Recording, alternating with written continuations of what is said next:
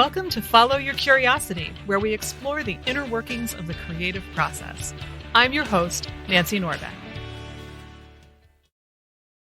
My guest today is John Noltner, a writer and photographer whose project, A Piece of My Mind, has produced 3 books, the latest of which is Portraits of Peace, Searching for Hope in a Divided America.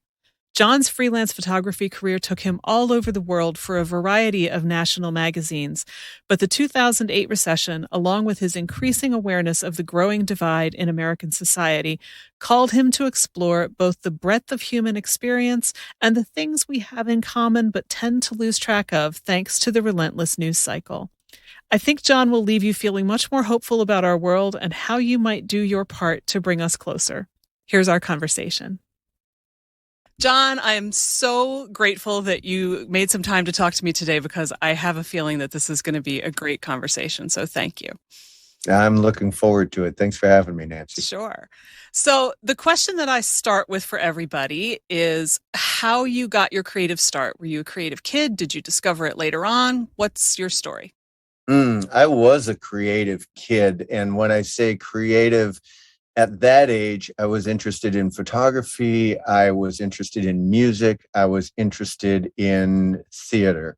I did a little bit of sports, but nobody has ever called me a jock. I've always been with the artsy kids. Did anybody make that difficult for you? Or conversely, was there anybody who really thought that was great and encouraged you? Yes and yes. Everybody probably struggles when they're in middle school and high school in different ways. I never knew quite where I fit in, but the arts was the place where I could feel comfortable. The arts was the place where I felt accepted.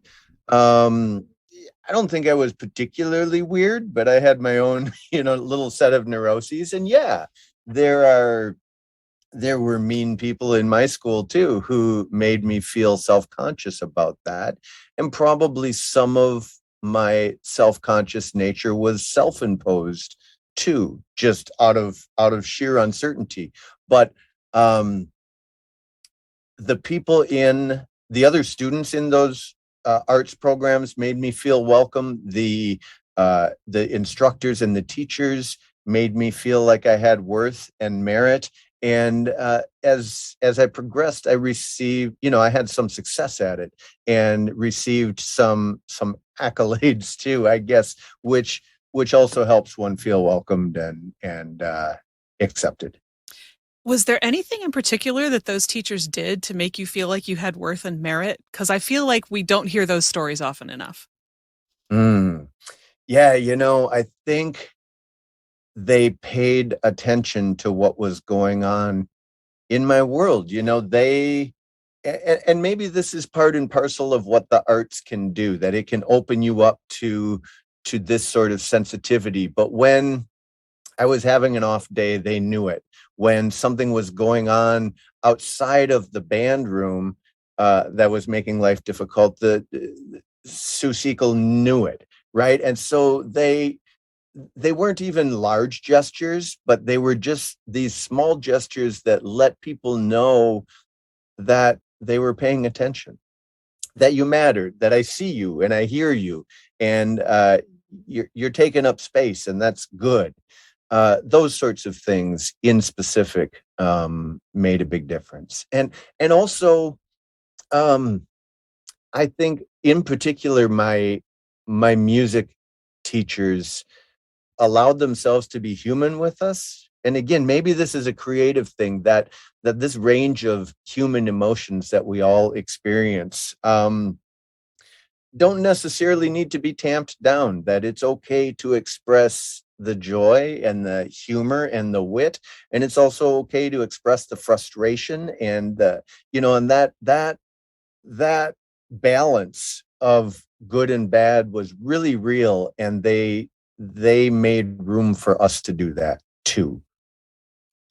I hope that there are, maybe some of your teachers will hear this, because I just want to say to them that I love people like them. I feel like all of those things that you just described are things that any creative kid and even most creative adults need to hear. I mean, I got goosebumps listening to your list of, you matter and we see you and all of that, because I think we don't hear that enough.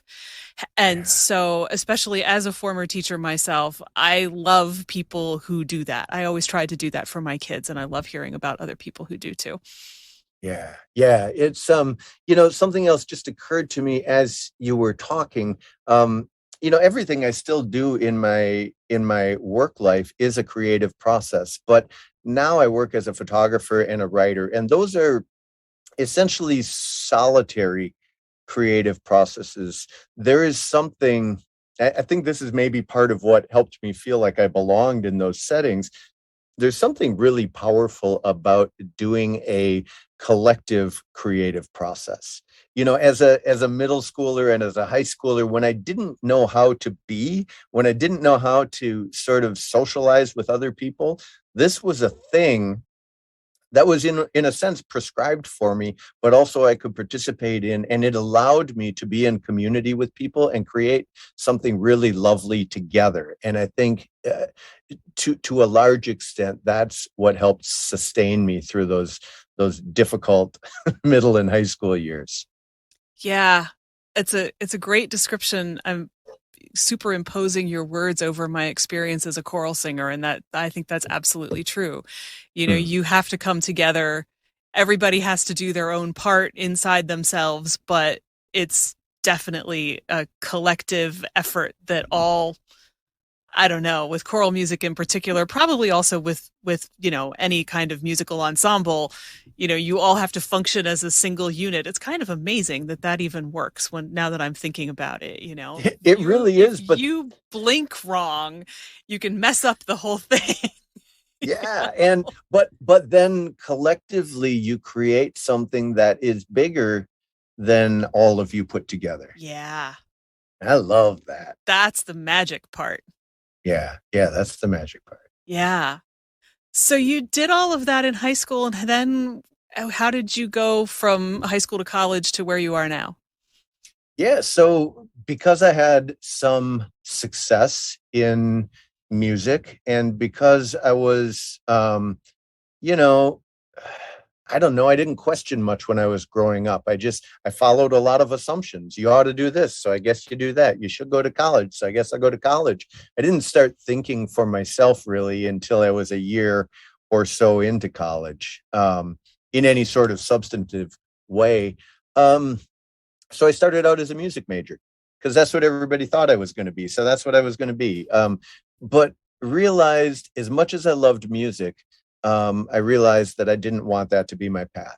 I wasn't going to be able to perform commercially viably. I had great technique and tone as a trumpet player, but I did not have the stratospheric range up above high C that is really essential for if you're going to make a living performing.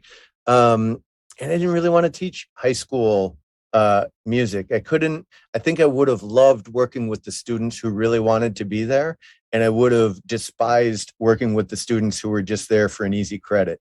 And I don't think that my creative path would have thrived in that situation. So I wandered for a couple of years, still in college. Uh, you know, Knowing I was going to be a music major got me to University of Wisconsin Eau Claire, where there was a good trumpet player. I knew, or a good trumpet professor. Even when I stopped being a music major, I knew that I liked that school.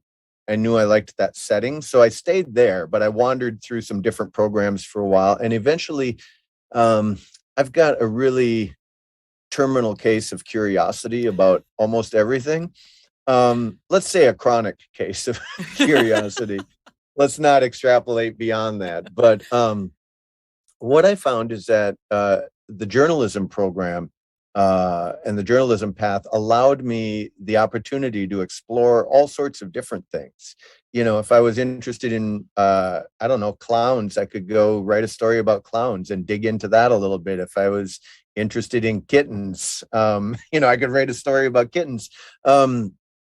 it really became a vehicle that allowed me to explore the world. So I had always been interested in photography, never really considered it as a career path as a younger person. But once I got into the journalism program, I settled in photography. My degree was in writing, but between the art department and the journalism department, I had more photo classes than I had writing classes. And that's what I decided my path was going to be. So graduated, backpacked through Europe, came back, and worked as a staff photographer at a daily paper, moved to Minneapolis, worked at a commercial studio doing a lot of advertising things. And then 26 years ago, went out on my own as a freelance photographer. And I was shooting mostly for national magazines and Fortune 500 companies. And that was what I did for a couple of decades. Yeah, I'm imagining that, and I'm wondering how what I imagine that to be like is different from what it's actually like. Oh yeah, there are Facebook memes like that. Here's what my parents think I do. Here's what I think I do, but here's what I actually do. Like everything, there's the glory of it, and then there's the you're also the custodian and the accountant and the marketing person. And so probably 30% of what I did as a freelance photographer was the stuff that I loved, and the other 70% was the stuff you do just to make it happen, just to get the next job. Just some jobs you shot because they paid you well, even if they were boring. And some jobs you shot even if they didn't pay you hardly anything at all, because they'd be amazing. And so I was lucky enough to do mostly human interest stories and and travel stuff. So I would photograph in luxurious spas in the penthouse downtown in Chicago, and in these great restaurants and these beautiful food dishes, and I would photograph in developing countries when a service program went down there to rebuild a house for some woman who lost hers during a hurricane. So it was a pretty wide range of subject matter. I've been to 48 of our 50 states. I've been to 38 different countries around the world. And I loved it. I mean, I don't care if I was photographing in Cuba or if I was in the middle of central Kansas. I found it all interesting, and I loved it. And it was great until it wasn't. The recession of 2008, 2009, I like to say that handed me some free time. We were going 100 miles an hour, and then it all just stopped. And I had to figure out what to do with that, economically, because this is how we made our living. B, emotionally and creatively, because this is how I felt like I had some self-worth, right? I loved the process of creating and doing the photography. I also loved the phone ringing and people telling me I did something neat and they wanted me to help them with their project, right? It felt good when somebody said, man, we could pick any photographer in the world and we're going to pick you. Well, I must be doing something right. That was edifying, and that was fulfilling. So all of those things stopped. And if I was going to have a midlife crisis, that would have been a pretty good time to do one. But I wanted to find a creative way to fill that free time. And so I started working on this project, excuse me, that started as this small little personal thing 12 years ago. And now it's grown into everything that I do. And that project is called A Piece of My Mind. And so PEACE, that kind of piece. And at that same time that I was handed this free time, I was also increasingly frustrated with the quality of our national dialogue.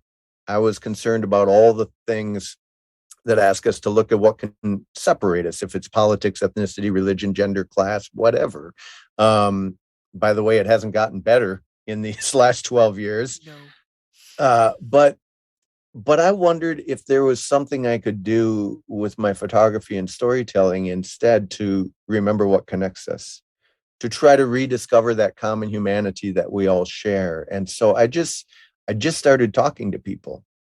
I would interview people, much like this, sit down for an hour-long conversation and record it. Then, because I'm a photographer, I would shoot a still portrait. And it started out as nothing, just these conversations, but it slowly built into this body of work, um, to the point where now we have 3 books of these stories, and we've got 4 traveling exhibits, and we go around the country, um, and use these stories to encourage people to listen deeply and to challenge their own expectations and to commit to showing up and staying at the table in the midst of all of these really contentious times. And boy, I can't imagine doing anything else now. I bet. Because that whole thing just, you know, sounds like it sounds exactly like the kind of thing that would take over your life once you started doing it. I mean, it's not really a stretch to me to say, yeah, if I started doing that, I bet that's what would happen to me too. I mean, how could it not? Yeah, when I was shooting travel photography, I loved photographing pie shops and Adirondack chairs on the porch looking out at a pretty sunset. And that's all great. But when we can talk about ways to build relationships and bridge divides and, heal our racial wounds in this country, that stuff feels pretty real and pretty important. And I don't know. I suppose I still like photographing a nice looking rhubarb pie with a golden crust and steam coming off of it. But this other stuff really just draws me in. But again, when I was in journalism school, this has become my ticket to have all of these really fascinating conversations, to sit down with someone who marched with Dr. King back in the day from Selma to Montgomery, to sit down with someone who's been through our prison system, or who has climbed Mount Everest while being diagnosed with multiple sclerosis, or somebody who's working with, Alvaro Enciso, who's placing crosses in the Sonoran Desert to mark the spots where migrants have died on their journey into America. These things help me understand the world in new and transformative ways, and the ticket to have access to these sorts of conversations because of the project that we've developed is just an amazing luxury, and I feel honored to be able to do that. Have you ever had any trouble getting someone to tell you their story as part of this project? Yeah, interesting question, and I'll tell you that it has gotten easier over time as the project has developed a track record, and as people are able to look at the body of work and understand that I treat people fairly, and my goal is to amplify their voice and let them be heard, whether it is someone I agree with politically or not. I think as people look at that and see that, yes, I've talked to wounded veterans, and I've talked to cops, and I've talked to activists, and I've talked to, drag queens, and, this whole broad spectrum of who we are as human beings. People can see that, and they see the way I have tried to treat everybody with dignity and respect in this process. And so when they can see that, they feel comfortable that I'm going to also treat them that way, I think, is how it plays out. Early in the project, when I didn't have that track record, if I would try to explain it to people, some people would be resistant. They're like, that sounds like a hit job. That sounds like you're trying to make fun of me. That sounds like you're going to set me up. Things like that. And people did shy away at times, depending on how they perceived me and how they thought I would perceive them. So that's become easier. I'll tell you that there was one story, and it sort of breaks my heart that I wasn't able to tell it. When we were down along the border, we happened to be in Arizona last January when the construction on the wall ended.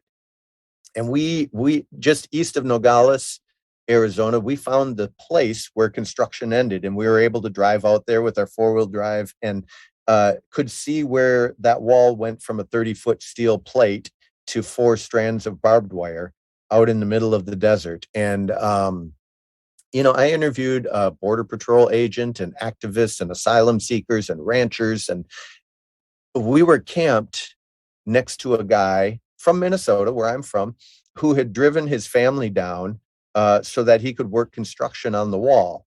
And he got there, and a week later, they shut down the construction. Uh, he didn't know what he was going to do for work. And he said, well, maybe I could go back up north and work on the pipeline, but they'll probably shut that down too, which they did. And he found himself in a really difficult bind. And he and I probably disagreed on a lot of political issues, but I invited him to be a part of this project. I think he was in such a state of turmoil and distress that he didn't feel like he could discuss it privately or publicly, and he said no. But I really felt like that would have been an important story to include in the conversation, because his livelihood was affected by some of these political decisions, and how was that going to impact him and his family. So every once in a while there are stories I would like to tell that I haven't been able to, but I should say I haven't been able to yet. Because that's just a reminder to me that I have to find another way to try to share that perspective, to try to wrap that voice into this collection of many voices as we try to figure out who we are as a country and how we can live better together. Wow.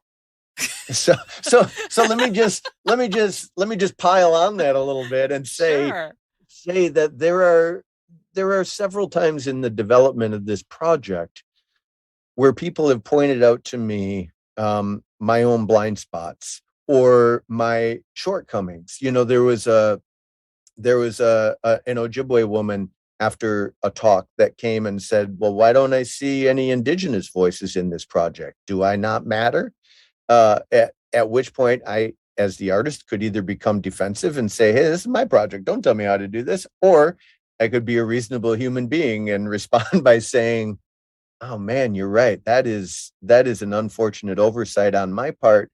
I will be intentional about inviting that voice in. In fact, let's go one step further. Can you help me? Who should I talk to? What do I need to hear? What have I not paid enough attention to?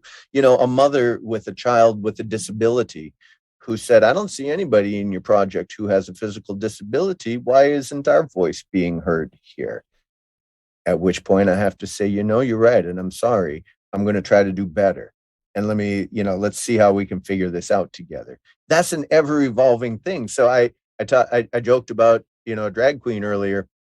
When I was in Oregon and I was talking to somebody and they knew I was going to Portland, and they said, well, how would you like to interview the oldest performing drag queen in the world? And I said, hell yeah, I want to interview the oldest performing drag queen in the world, because that was a voice and a perspective and an experience that I had not been able to sort of explore in a conversation before in such a direct way. And so this is the way the project grows. And well, I'm going to stop talking there for a minute and let you go, because I could just go on a roll. But where should we? What?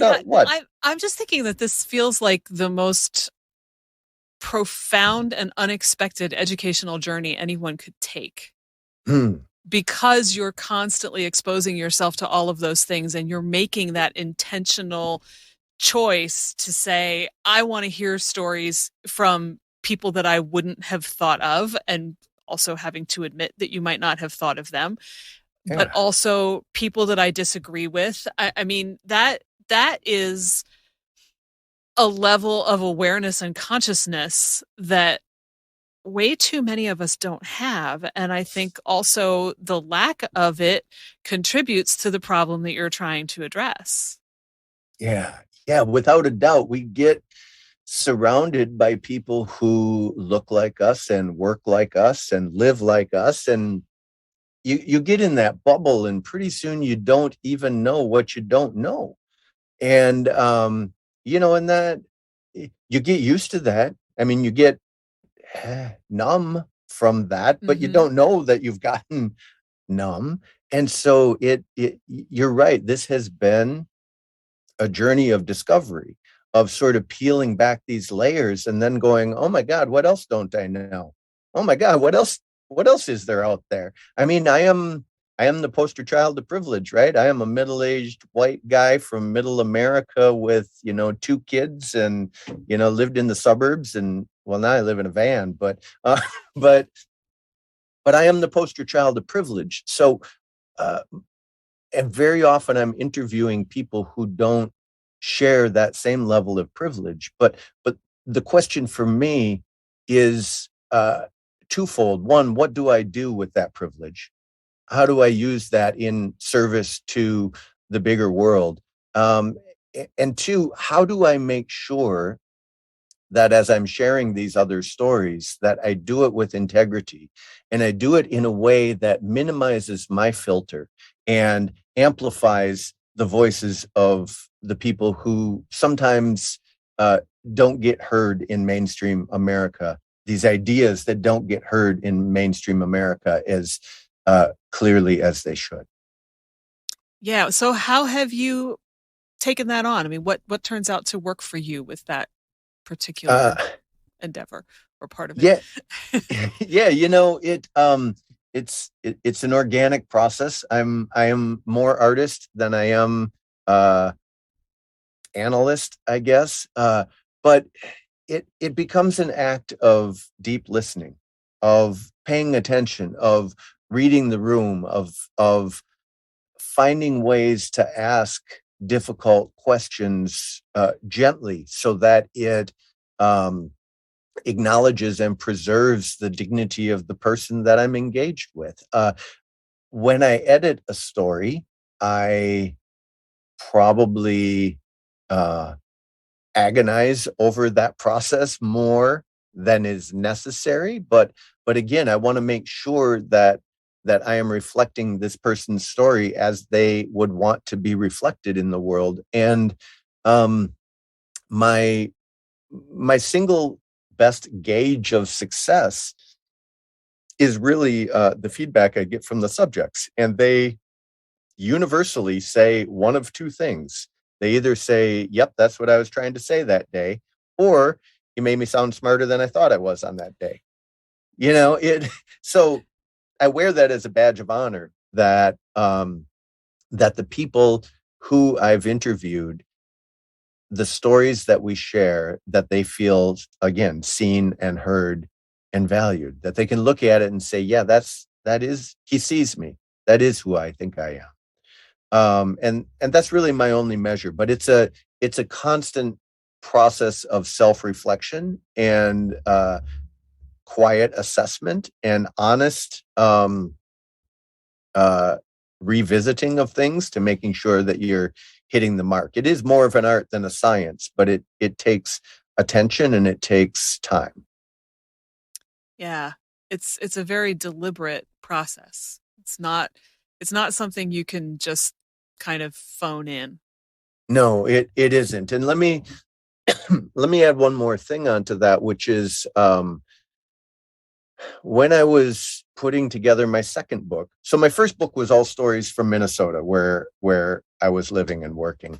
It has a larger worldview than that because of who the people are, but all sort of centered here in this geography. The second book, we drove 40,000 miles across the country, gathering these same sorts of stories.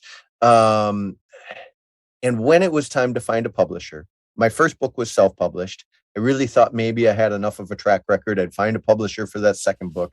And I did have an offer from a publisher, and they're a faith-based publisher, which is fine because I'm a faith-based person, but they were way more conservative than me. And they said, well, John, we'd love to publish your book if you would just remove the voices of the gay and the lesbian people from it. And I said, what? and and I said, wait a minute. So you want me to take this project, which is rooted in the notion of listening to everybody, whether you agree with them or not. And then you want me to remove the voices you disagree with. And they said, yeah. And I said, no, that's not okay. Because, I mean, how would I have defended that decision to the gay and the lesbian folks who shared their story? How do and they're like, well, you can make the exhibit whatever you want, but just in the book, we're good. I'm like, no, that makes you're gutting the integrity and the intention of the entire project. So that was a no-brainer. I'm like, no, bye-bye, go away. And we self-published again. The day after we held our release party, I was speaking to a bunch of fifth grade students at a school and explaining the project. And one little girl raised her hand and she said, well, have you ever talked to somebody from a family where there's a mom and a dad, but they're the same thing? And I said, what? And she asked the question again. And I said, I looked over at the teacher and I said, do you mean a gay or lesbian couple? And she goes, yeah. And I said, yeah, absolutely. Laura Patey is the second story in our book, and she's married to Lee, and they've been married for 30 years, and they adopted two kids out of the foster care system, and they raised them as their own. And yeah, Laura's the second story in our book. And the kid said, okay, thanks, and sat there for a beat, and then said, almost under her breath, she goes, because I have two moms. And I thought, oh. So how would I explain to her, well, yeah, sure, we've talked to those people, but we don't put them in the book. Yeah. And again, here's that same thing, that ability to say to her, I see you, I hear you, and you matter, is one of the most powerful things I think we can do for one another. Absolutely. And so it's imperative to me that all of the people I encounter for this project, who have been so kind to share their stories, to bare their souls publicly for these conversations, that I treat those with dignity and respect and honor, because that's what humans should do for one another. Amen to that. Not that I always get it right, just to be clear. I'm just as messed up as the rest of us. But just because we know we're going to mess up doesn't mean we should stop trying. And we need to aim high if we're going to be able to hit it.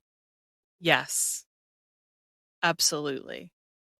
So you mentioned listening, which was something that I have been wanting to ask you about, because I feel like listening is a lost art. And I can't lie, in the 3+ years that I've been doing this podcast, I have really started to appreciate how much of a lost art it is, because I pay more attention while I'm interviewing somebody than I probably do in most of the rest of my day. Whatever that says about me, I don't know, but it's a skill that I've definitely really had to hone in order to do this. And so I've noticed that, and it's also made me realize, just how much in general we really don't listen, especially now that most of us are staring at a screen most of the time, or trying to do 17 things. And I'm just wondering what you've learned about the art of listening through this process. Yeah, I have heard it said that we spend the first 2 years of our life learning how to speak and the rest of our lives learning how to listen, but we never quite get that right. And I think what I have learned is that it's an intentional act. What I have learned, that's a broad and sweeping statement, but what I've learned from a practical standpoint is a willingness to sit in silence for a little bit.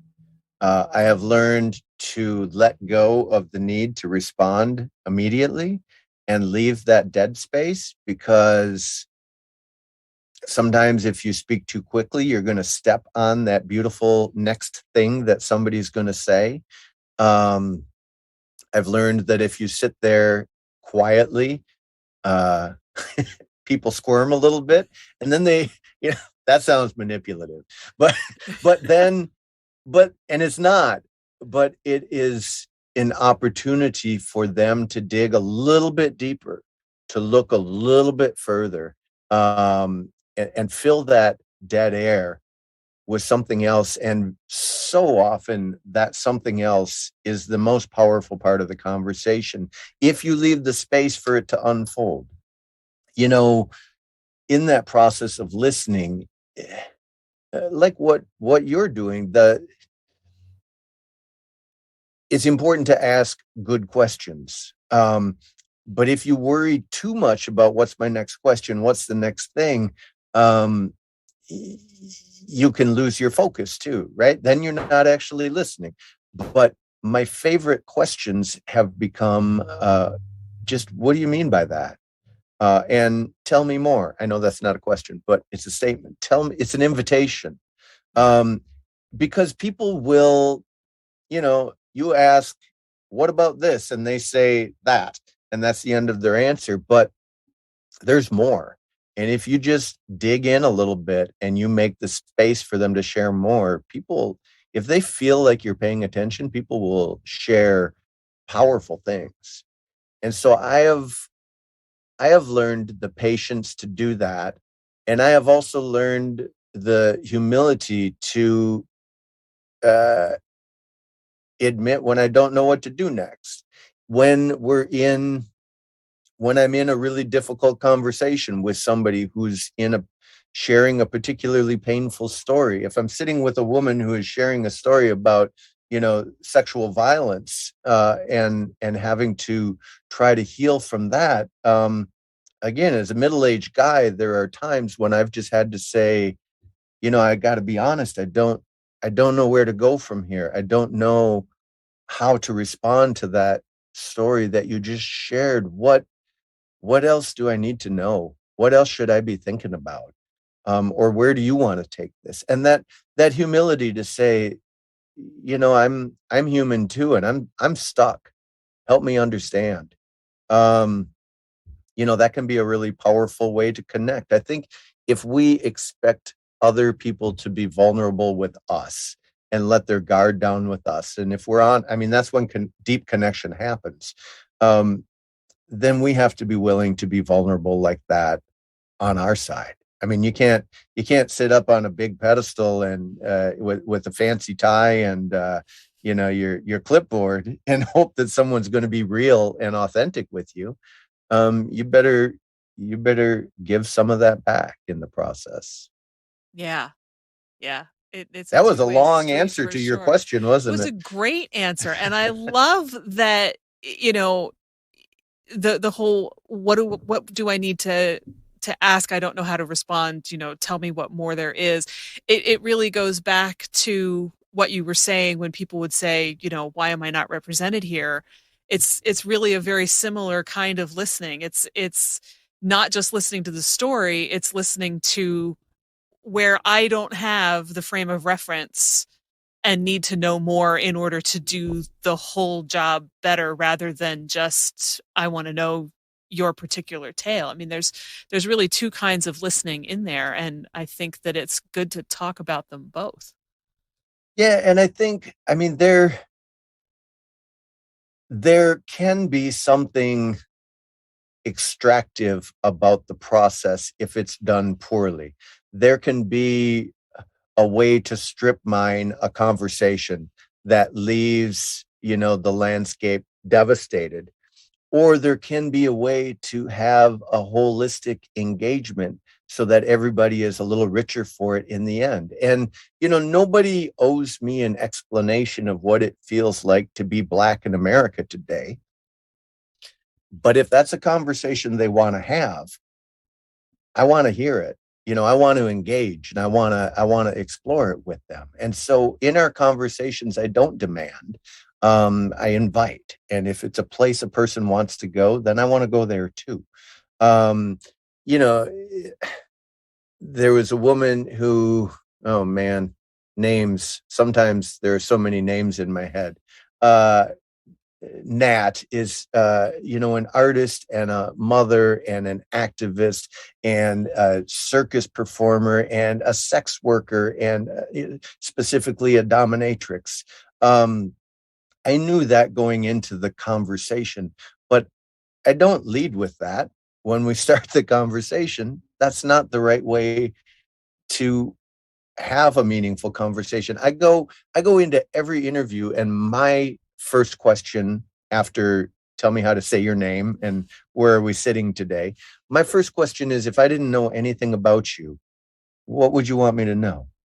What do you want me to understand? And that allows a person to set their own parameters, to define themselves for how the world's going to see them, and to open the door to further conversation. So then it's my job to pay attention and say, well, you brought this up. Do you want to share more about that? Tell me what that's like. This is way outside of my experience. But if you'd like to, you know, tell us more, I'd be interested in hearing. And it allows people to control the direction of the conversation. And I find it a really empowering and respectful part of the process. Yeah, there's a humility to that that I think opens up lots of possibilities that you wouldn't have if, as you said, you demanded rather than inviting. Yeah. Yeah. And I think, people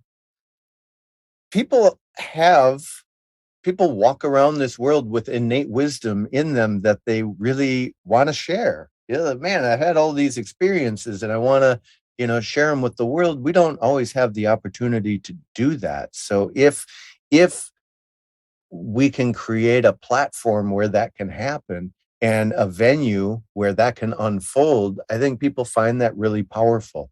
And I mean, it's 70% of the time, um, the people I'm interviewing or me wind up in tears at some point. Mostly both of us. I'm sort of prone to it anyway, but it feels like rich territory to be able to have those sorts of real conversations with people from all different backgrounds. Yeah. And I think that the fact that it hits you that way is also a sign that you're interacting on a level much more profound than most of us do on a regular basis. So it pulls up that kind of emotional reaction on top of everything else. And I think, you talk about people walking around with innate wisdom. I think a lot of people don't realize how much of that innate wisdom they have, which is where the brilliance of the extended silence, which highlights how uncomfortable we are with silence, but also, it gives the chance for them to actually rediscover things that they might not think about on a regular basis, but that they know that, we don't always give ourselves enough credit for knowing those things. I've had people say that to me at the end of interviews, like, I never really had to say these things out loud before, or I've never even, considered this in a real way before.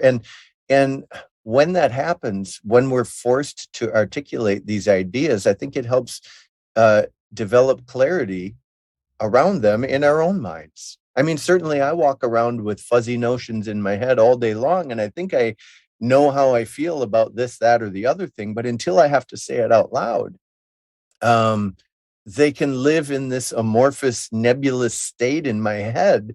But yeah, when you have to articulate them, they gain a clarity. And sometimes I say these things out loud that I think made sense in my head, and I'm like, wait a minute, that no, that's not quite right. And it allows you to sort of revisit and reframe and reshape it a little bit. And I think that's an exercise that we don't always make use of. I mean, it happens for me in conversation, but it also happens for me in journaling and in writing and that sort of thing. And it's sort of a quiet reflection and revisiting of what are my core values and my mission and my purpose in the world. And these conversations help me understand that too. Yeah. I think the world would be a much better place if we all approached it from that level of humble curiosity and self-reflection. And I keep trying to do more of that. And I'm hoping that I'll be able to encourage other people to engage at least with themselves in that kind of way, if not with everybody else. So I'm hoping that there's some crossover. Why do you why do you think that's so hard for us to do? Yeah. I think because, and I'll totally want to hear what you think about this too, obviously, but the thing that comes to mind off the top of my head is not only are we now so busy looking at screens and so busy multitasking with everything, and so much of what's on those screens is the very same divisive stuff that spurred you into this project, that I think we just are so used to that very surface, instant, you know, very quick level of interacting with things, that the idea of looking deeper not only takes time that we think we don't have, but is just like, wait, you want me to do what? You want, but I'm busy scrolling through Instagram. You know, I can look at 17, that's probably a low estimate, posts per minute, you know, Right. and that's got my attention. And so the idea of going any deeper and actually really looking at what might be going on, and even finding out the things that you don't know that you know, is terrifying because we don't engage that way most of the time. That's my first thought. I don't know I what you like it. think. Yeah, I like it. I don't disagree with any of that. I think that's spot on. Um, I think also I have a sense that um I mean it's scary to be vulnerable. I mean it's scary to, like you say, admit what you don't know, and all these things, and we have a tendency to put up these protective barriers to defend ourselves from being hurt, from being misunderstood, from being attacked, whatever. And but when we put up those barriers, we also are insulating ourselves from the very richest types of human engagements that we might encounter. And I think we do ourselves a disservice by trying to protect ourselves too much. What I think is really interesting is I love conversations around interfaith dialogue, and my tradition is Christian, but if I have a conversation with a Muslim person, that doesn't make me any less Christian, and it doesn't threaten my ideology because they believe something else. And I can let go of the need to change somebody's idea and just try to understand their perspective a little bit better. Doesn't mean I'm going to convert to Islam, doesn't mean I'm going to convert to Buddhism. But I mean, I wish that I had the discipline to be able to pray 5 times a day, like my Muslim brothers and sisters do. I wish that I was able to integrate my spirituality into my everyday life in the way that I saw my Buddhist taxi driver doing in northern Thailand when I was there. There is beauty and wisdom in all of this stuff. And if we can take time to see that and hear that and acknowledge it and celebrate it, maybe we don't have to spend so much time beating our heads against the wall, changing it. Yeah. And I think that I was, as you were saying that, I was sitting here thinking, any is there any situation where more understanding is not a good thing? And at least off the top of my head, I couldn't come up with one. Yeah. And I mean, okay, so what's the worst that can happen if you are a Christian sitting down to talk to a Muslim? I mean, really, I think the only thing that, I shouldn't say this way because I'm going to end up speaking for people and that's not what I want to do, but if you walk out of that conversation with a better understanding of someone else and where they're coming from and what they believe and why they believe it, odds are good it's going to make you see your own belief system in a different light. Not Yeah. necessarily a worse light or a better light, just a different light. And there's You might value in understand it that a little bit too. more. Right. Yeah. And I think that people think that they already understand it or understand it as much as they need to, and are afraid that understanding someone else's belief system will challenge theirs in a way that for whatever reason scares them. And I think that's a shame because I don't think that's likely to happen if you go in with genuine curiosity. If you go in with antagonism, then all bets are off. Yeah, right. But if you go in with genuine curiosity, I think you're so much more likely to find a middle ground and see new angles on their belief system and yours that just make the whole experience richer, not poorer. It it frustrates me that people get scared by things like that. Yeah, I mean, I find it. I mean, as a freelance photographer, back when I was shooting so much travel stuff, I really did. You know, I loved being in the city. I loved being in the country. I loved being in the desert. I loved being in the jungle. And there was beauty in all of that. I came to realize through my job that people hired me to find beauty in unexpected places. Ooh. You know, it's my job to see good where others might struggle to identify it. And I think in a lot of ways, this is what I'm still doing in a different way, you know, in a human way, that there's beauty and wisdom all around us if we can take the time to see it. You know, somebody asked me during, I do a lot of keynote speeches. I go to colleges and churches and conferences, and somebody asked me at the end of one of my talks if I had ever really changed anybody's mind about any important social issue. And I sort of scratched my head for a little bit and I said, well, probably not, but I also don't know if that's the goal.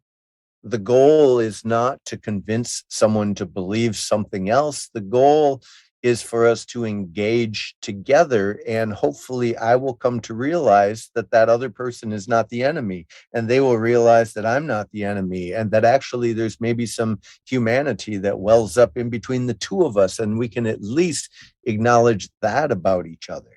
You know, because in this polarized silo world that we live in, holy crap, you can turn on the radio and listen to somebody spewing out stuff, and they will spend 90% of their time talking about why that other guy is an idiot and why those people are ruining the world and why they're the problem with America. And holy moly, if you listen to that all day, you know, that's corrosive.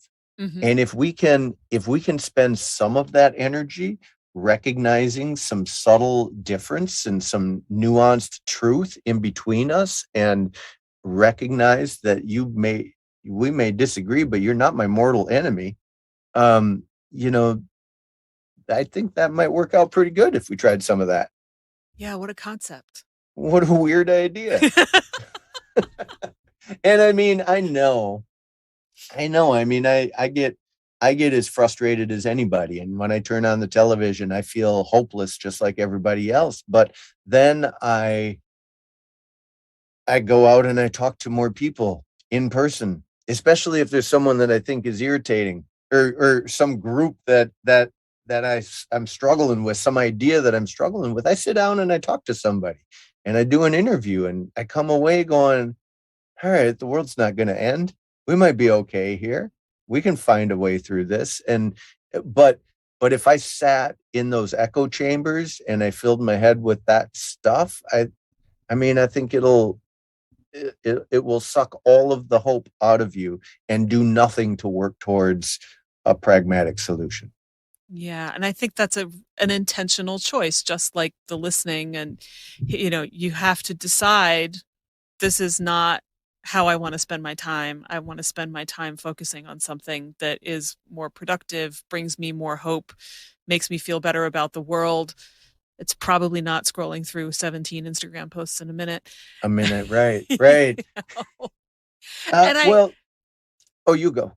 okay, I was actually going to ask you if traveling, as when you were doing photography, but even with this project, had influenced how you see the project, how you see the world. You may have already just answered that because I was sitting there thinking that's what I was just going to ask you.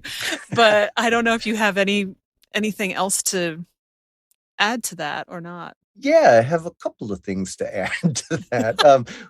Funny you should ask. No, I think So when I was doing my photography, I might be photographing a pediatric nephrology department with parents who are having these intricate surgeries on their little kids, wondering if they're going to make it or not. We'll be talking to them one day and photographing them, and then photographing pig farmers the next day, and then barge workers the day after that, and these just wildly different kinds of people. um but I enjoyed all of it.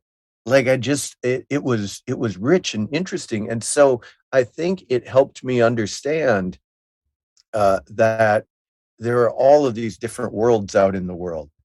People who are living in these little demographic pockets, having this experience, and then you turn over there and it's that experience, but they're all beautiful, and I sort of celebrated that experience every single time. And I think that's part of what would pain me when I would see angry rhetoric sort of, blasting this group or blasting that group. And I wanted to respond to that in some way. I was, before I started this project, I was really expending a ridiculous amount of human energy being frustrated at the news cycle and the politics cycle.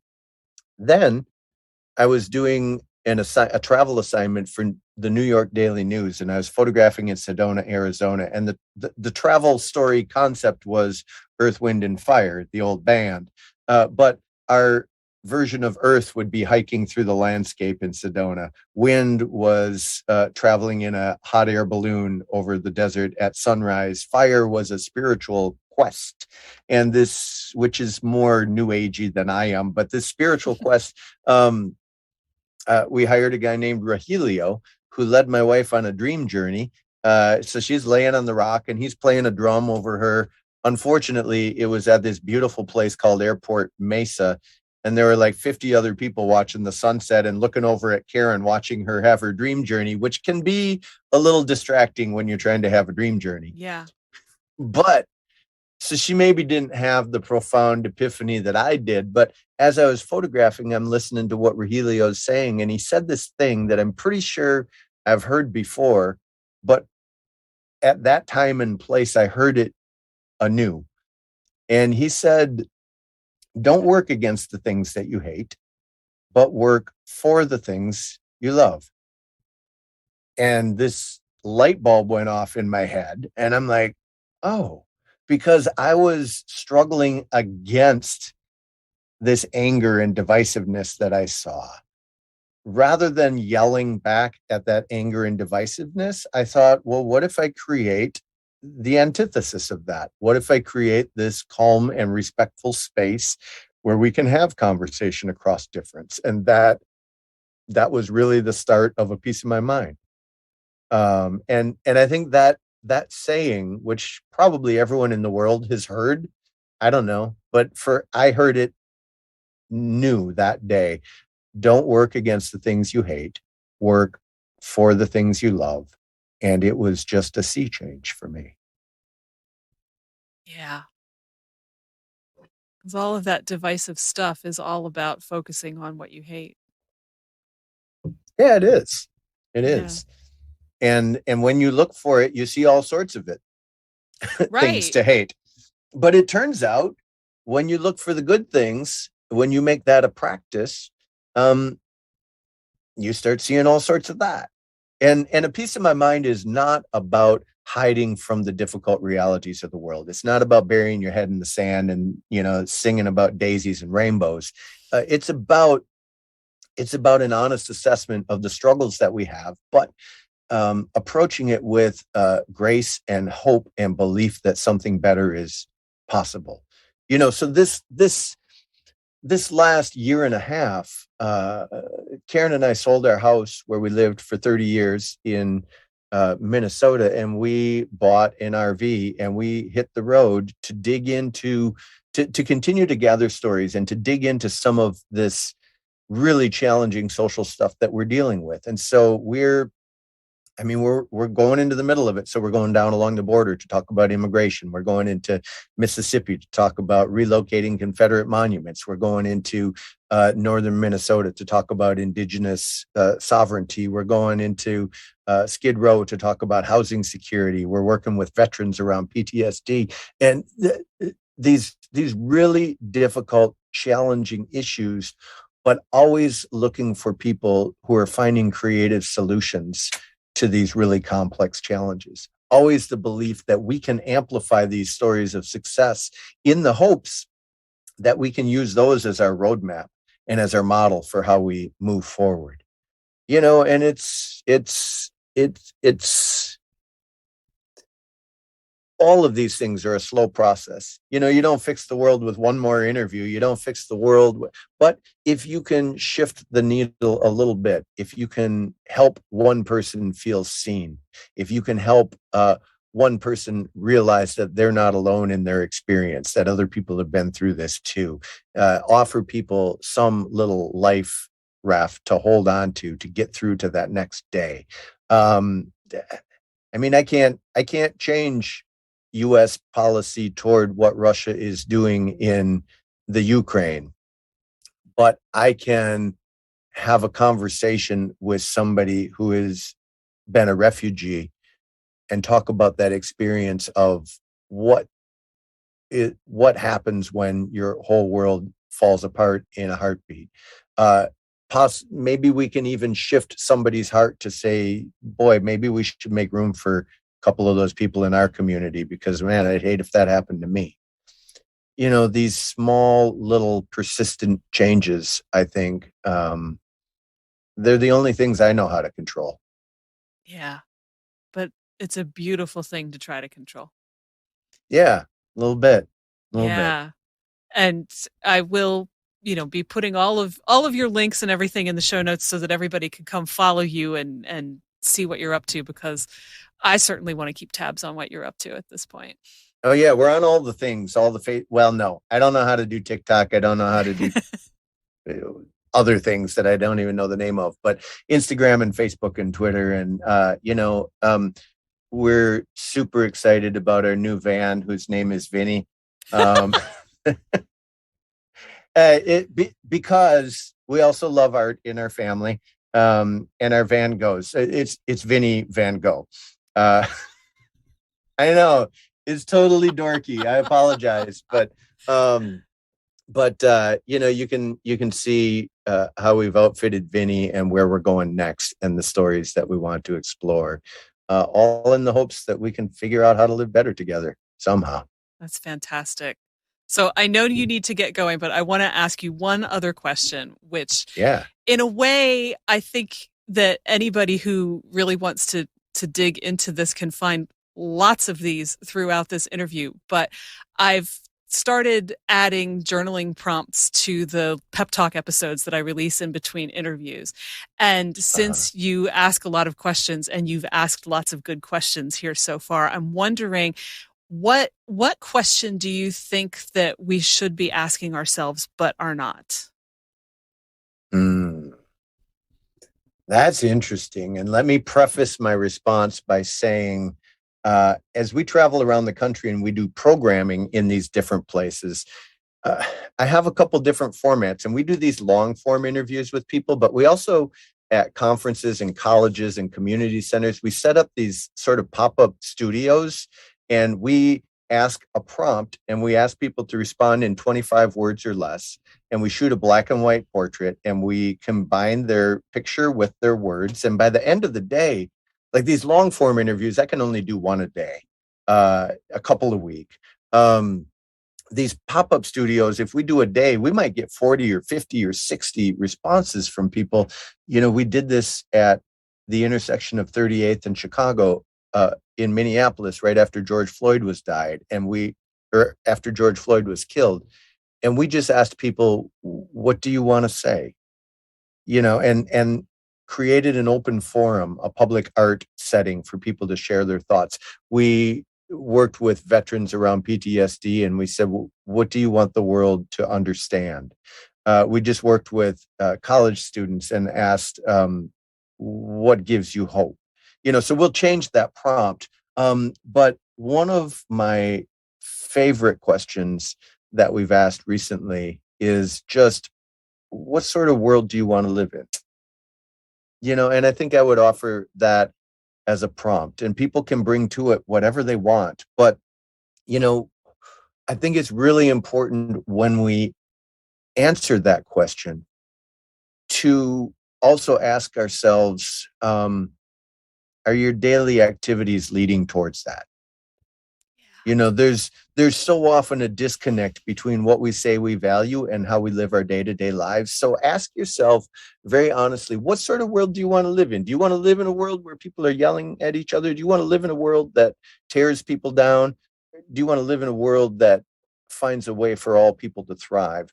Are your day-to-day actions moving us in that direction?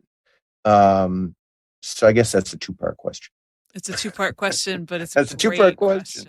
Yeah, and they're both good questions, but you put them together, and you got a little call to action there. Yeah. I'm going to sit down with those two, and I hope other people who are listening will too, because I think that we may all be really surprised by what we come up with out of that. Yeah. It's a fun conversation. Thank you. Yes, thank you. I feel like we could sit here and, if you didn't have other places to be, we could just keep going all night. I know it's my fault. I'll accept that responsibility. I apologize. But no, I really enjoyed it. Thank you for making the space and the time for the conversation and for what you're doing on your podcast. Thank you. That's it for this week. My thanks to John Noltner for joining me. You can find all his links in the show notes. And to you for listening. I talk to people all the time who are feeling totally lost, overwhelmed, and stuck creatively. And I know there are lots more of you out there who are feeling the same way. So I made something to help. Check out the link in your podcast app for my creative tune-up kit. It's $37, super affordable, and it's full of my favorite coaching tools to help you rediscover your creative self and make progress fast. I would love to get it into your hands so that you can get unstuck and create beautiful things this year. Follow Your Curiosity is produced by me, Nancy Norbeck, with music by Joseph McDade. If you like Follow Your Curiosity, please subscribe, rate, and review on Apple Podcasts or wherever you get your podcasts. And don't forget to tell your friends. It really helps me reach new listeners.